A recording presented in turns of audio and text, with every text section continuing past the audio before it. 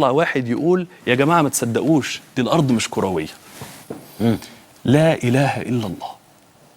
بجد لا تتخيل بيحصل لي إيه لما بشوف حاجة زي دي. تحس إن أنت ماشي في وادي وناس ماشية في وادي تاني خالص، ويبتدي إيه يعني أيا ما كان الشخص، وكان في شخص طبعا لكن مش دي أزمتي دلوقتي. تمام.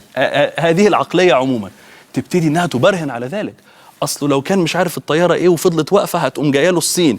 أصله لا لا لا ما ينفعش، يعني ما ينفعش يبقى احنا للدرجة. بس هذا الذي يحدث لو غاب التجديد، لو غاب الفهم العضوي الحي لهذه الأمة في مواكبة العصور، استيعاب الواقع، استيعاب الشرع الشريف وبناء الجسور بينهما، فيحكى الدين مرة أخرى هاديا للعالمين. كان المشايخ يقولوا لا تقل الإسلام صالح لكل زمان ولكل مكان، بل هو مصلح لكل زمان ولكل مكان. مصلح ده معناها التجديد.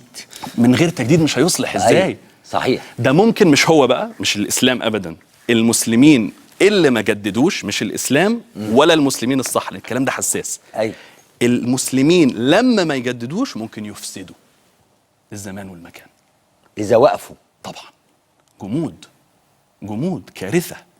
جمود ما نجددش، ما نشرحش للناس من أول وجديد إزاي يفهموا النصوص في ضوء عالم تغير تماما، عالم كان لحد من قريب الأصل فيه إن الناس بتحارب بعض إلا بالمعاهدات، طبيعة معينة، وفي بحث يعني أبحاث بتتكتب في الحاجات دي. نعم.